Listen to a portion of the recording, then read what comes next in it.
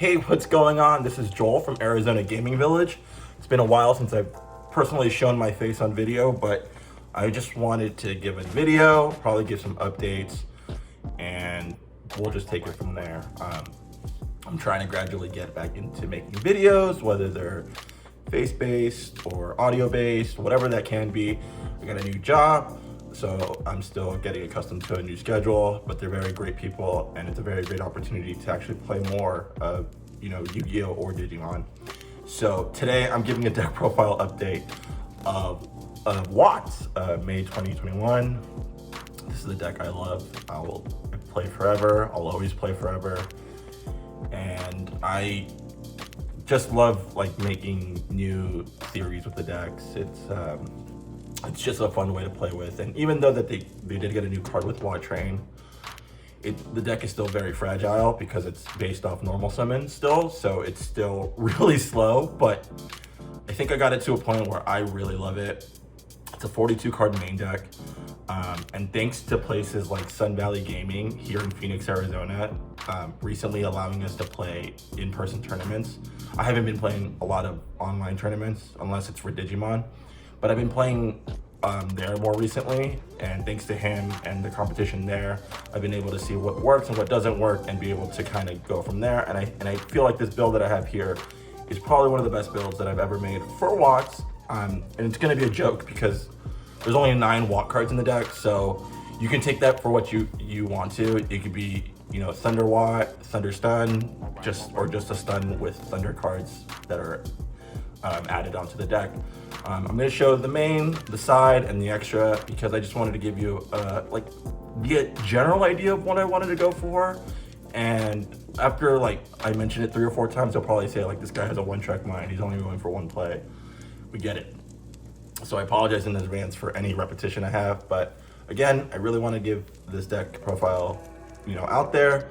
Again, Sun Valley Gaming. If you live here in Phoenix, Arizona, go out there on Saturdays. There's tournaments. Look them up on Facebook and Instagram. And going forward, I hope to get more deck profiles out, featuring other people and other players here in the area. A lot of them also have great ideas. I know the other day, Yasenju's got top 4 at one of our locals, and from a very good player. So just things like that, through the pandemic, people have been probably theorizing how to play older decks because they've had a lot more times on their hand to play, online, stuff like that.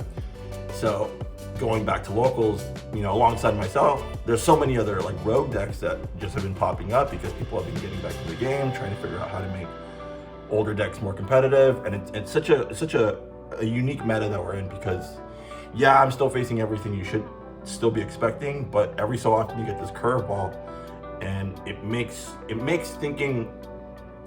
gameplay a lot more non-linear, because then instead of focusing on such a direct play, you get to make other options that help you look at your deck, say, I guess I could also do this and this and this and this too, and still clear out this deck. So I think the meta's been really good for that part, for allowing other lower tier decks to at least maintain tempo with the game. But I'm gonna get into this deck profile. I feel like I've been rambling on too long in this part. Please like and subscribe. It'd be really great. Thumbs up. Again, and leave comments down below. If you have any questions that I felt like I didn't go over properly, why did you run that? Why is there only, what? That's fine. Criticism is always okay here because it's more helpful than you think. So yeah, let's get into it. All right, guys, here's the deck profile. This is going to be the main deck. This is the side deck. This is the extra deck. I'm a wrestling fan, so these are what I place on top of each one. These are my goats, Ricky, Dean, and Big Papi Eddie Guerrero. I know that's Scott Steiner's moniker, but who cares? So I play 3 Thunder Seahorse because they search basically the whole deck. It's a good turn 1 card, and they fuel up one of your other cards that I'll show later. 3 Bro Hunters because it's a Stratos. It's only downside is that it's only when it's normal summon does it get the ability to search. It's a Thunder, it's a Light, it's a level 4. It lets you get to any of your other cards, and it's a 1 card OTK. 3-watt cobras, 2-watt giraffes, and a pheasant. These are your only watt monster cards that you play in the deck, but they help with your OTKs, and they help like it's another engine to keep going. So the search, the stun, and then this banishes face-up monsters from play till the end of the turn. So it allows other monsters that don't attack directly to get in, and it gets rid of cards that have really hard effects to get over. 3 Diana, the Light Spirit. It's a newer card. I was playing one of these and then I bumped it to 3 because it's really good not to play. It's such a good card to draw into because you can play it at any time. All your cards are light monsters except the next 3. You can search it off Pro Hunter, and if you have Seahorse already in your graveyard, you can just play it. And then it's part of the OTK if you can get to it. You also get 1,000 on your opponent's end phase for life points, which doesn't come up a lot, but if it does, like, that's cool. And then for hand traps, I play 3 Ash Blossoms. So these are the only non-light monsters you play, or I play, but they're like a staple. You really couldn't play them.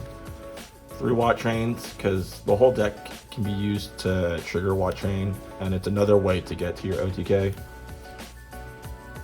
3 Desires, because I realistically don't have monies for Prosperity, Droplets, Storm, cards like that, but I did get into these Desires, and I really love drawing 2. I know the downside is that you banish 10, but everything is there's 3 copies of everything except for the giraffes and the pheasant, and then the next 3 cards. And drawing 2 is just really good because sometimes, depending on where you're at, you can either get a card that can stall you out or win you the game right then and there. So I like those odds a lot. And then my 1-ubs are Double or Nothing, so that's the OTK, Harpy Feather Duster, and then Call by the Grave. So realistically, I could cut these 2 and then the deck would be 40, but I like these cards in the main deck because there's still a lot of spells and traps out there. And then Call by the Grave, you search a lot, so you don't want them to ever get stopped really. And then it's also a defensive card because if they're trying to come back late in the game, you can just hit one of their combo pieces in the graveyard and then the play fizzles out, or you hope. And then traps, 3 Judgment to basically ensure that everything goes through. 3 Strike, same concept. Well, I mean, effects happen at the effects of monsters are happening everywhere, so being able to stop like anything really, that's like really good. Stormy Mirror Force. The deck is still a normal summon base deck, so it's really easy to lose resources. So this is another good way to protect everything. It doesn't target, and it helps you come back into the game. 3 Crackdowns. This is another way to get to the Utopia double play, because if your opponent's playing a combo deck, you can steal one of their monsters and leave something on their side of the field that's not going to be as problematic to deal with if you're trying to go for the double play. It also stops combo decks too, because you can just get rid of the piece you know is going to contribute. And then 3 Gozen Matches. I can play this because everything I summon, even the extra deck, is light, so it doesn't really hurt me. I know there's a lot of decks that aren't hit by Gozen Match as it is, but the ability to flip Gozen when they're in a problematic situation where they're on a different attribute can really be problematic, because then they can't play out of it. They don't have any other types in that attribute to go into or benefit themselves. So that doesn't come up that often, but every so often you will play like heroes and stuff, and then you just automatically shut them down with Gozen Match. So it's helped me. Like I said, I can play through it, so it's not going to hurt me, and I might as well just play it because it gives me another chance to just keep tempo in my favor. So I'm going to go to the side deck. Just move these real quick. Put Eddie there, so Dean will go there. 2 Effect Veilers, because they're good for going second, and then they can help you dump more cards for Diana as well. 3 Gamma Seals, because Dragoon is very hard to get over, and then there's other cards that are have like similar effects that I would just love to get over and not have to deal with. 3 Nibiru's. I'm trying to figure out where to put these in the main deck. I really want to. It's a light target for Diana if I ever have to get there. And then just clearing boards, like what's not to love. Raigeki, and then 3 Cyclones. So in a perfect world, these would be the Storms, and the Harpy Feather Duster would be in the side, but I don't. So 1 Raigeki, because it does everything it's supposed to do. And then Cyclone, I mean, I like better than Twin Twister because at least it gets rid of the card. It banishes it, so I just don't have to deal with that anymore, because getting like Twin Twister, just so many cards activate now, and it becomes really troublesome. Like, why did I even do that? It just gives you more benefit than anything else. 2 summon limits because you want to keep tempo again, and then Imperial Order. I might take this card out and put a 3rd summon limit in it. I want to make everything on the side deck also, for the most part, 3 ofs to go in with the desires. But this Imperial Order, it's not doing what I thought it would be doing. It's either that or I'm drawing it too late in the game to where it's very useful, but sometimes it's hurting me. But my theory was that, you know, spells are still really relevant, so why not side that? But I might take it out for the 3rd summon limit. So extra deck, Cerebus, Ahasima. If you have any other Link monsters that you think I could be playing, or that you've noticed with the deck concept that I could be playing, put them down below. I know I'm missing a Zeus. A lot of the extra deck monsters are filler, but this helps me get rid of spells and traps. It's a light monster, so I can play through Gozen. This helps me get rid of monsters I feel like would be problematic. Del Toros and a Diamond. The ability to get rid of anything with this is really good. And then going into this to just have more control over the board is really good. Being able to negate dark effects and not allowing players to play basically with their graveyards. The double trio, basically. Nothing really to explain there. And then all the generic 4s that I basically summon off Ahasima or on their own. Emerald, Ragnar Zero. This is the filler. I don't have to explain this. This should be Zeus. I just can't afford it, or I haven't afforded it yet. Emerald is good because if you obviously use desires a lot, you can just use the resources that you hopefully have at that point and just make your graveyard monsters like go back in the deck, draw cards, So if you're only playing with 4 monsters, this helps you like get those 4 monsters back. And then it lets you get like, you know, your Diana's back in the deck, your Bro Hunter's back in the deck, makes your Seahorses live again, things like that. Evil Swarm, this is just like a cheap Zeus. Castel, because if you're playing like other slow tempo decks, it was really difficult, that are like on using 1 monster as like as their big stun. This is a good way to get out of it, hopefully. Dweller, because graveyard effects are always going to be relevant.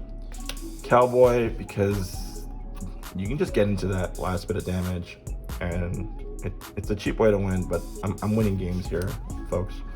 Tsukiyomi, I mean, drawing more cards, it's not bad. Tornado Dragon, if you just want to keep going through spells and traps. So yeah,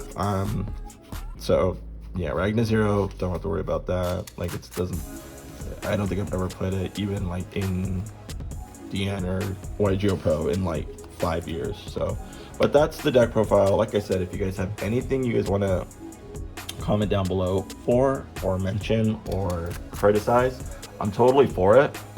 That's why I put these out here, so you guys can see what like my reasoning is or what I'm doing with the deck. But I would love to get your guys' opinion down below. Please, thank you for watching, most importantly, and please like and subscribe. It'd be really beneficial for me and this channel. I promise to get 1 video out a week talking about whatever I can for the game of Yu-Gi-Oh, at least going forward.